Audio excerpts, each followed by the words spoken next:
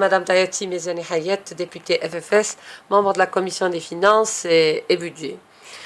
Donc, comment voyez-vous l'année 2017 avec l'application de la loi de finances qui vient d'être adoptée? Donc, comme on l'a si bien dit, cette loi de finances ne consacre pas d'abord le principe de l'équité sur l'impôt, qui est un principe fondamental et qui est consacré par la Constitution, ceci d'une part, c'est-à-dire qu'il fragilise davantage le pouvoir d'achat du citoyen, déjà fragilisé auparavant par l'inflation et la dépréciation du dinar, au moment où d'autres entreprises continuent de bénéficier d'avantages fiscaux de façon indue, sans qu'on voit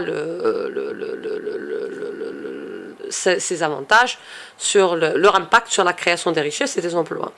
Maintenant, pour ce qui est des prévisions budgétaires concernant la TVA, concernant les autres, nous, on pense que ça va engendrer au contraire la réduction de la consommation des ménages. Donc, il a été toujours démontré par la Cour des comptes que souvent, il y a un manque de réalisme dans les prévisions proposées par le gouvernement. Donc, généralement, il y a toujours un écart entre ces prévisions et les réalisations par rapport aux projections définitivement arrêtées. Donc, c'est des taxes qui vont avoir un caractère dissuasif par rapport aux citoyens. Donc, il va renoncer à beaucoup de choses. Donc, on n'encourage pas la consommation. Donc, il faudrait qu'en principe, revoir ces taxes-là de manière à ce que chercher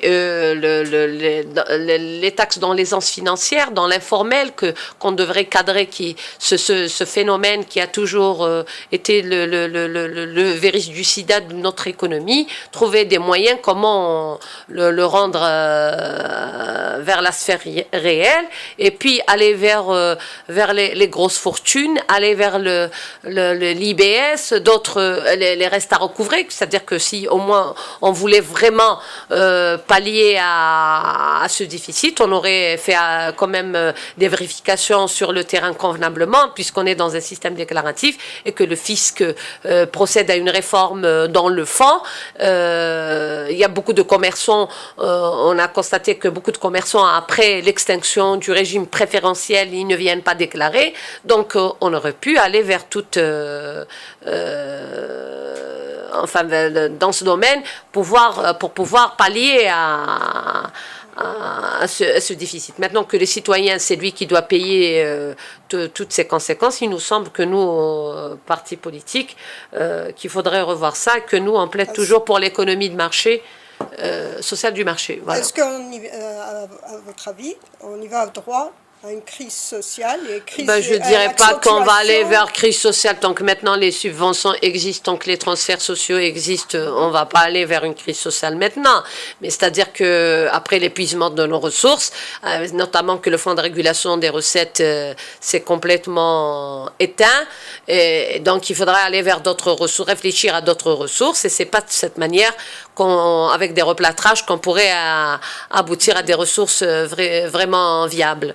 C'est-à-dire qu'il faudra avoir une vision à long terme, il faut aller vers les réformes structurelles avec un consensus politique, économique et avec l'ensemble des acteurs de la société, la société civile, les partis politiques, pour pouvoir apporter des solutions dans la racine. C'est-à-dire qu'il ne faut pas toujours ramener des solutions dans l'urgence, ça ne peut pas aboutir, et qu'il faut une réforme fiscale dans ses profondeurs, qu'on ne peut pas, comme ça, c'est-à-dire se réveiller le matin, prendre des décisions comme ça à la hâte. Les politiques d'urgence ne peuvent pas nous mener très loin. Donc, est-ce que ça sera une année sur le plan social et économique assez difficile?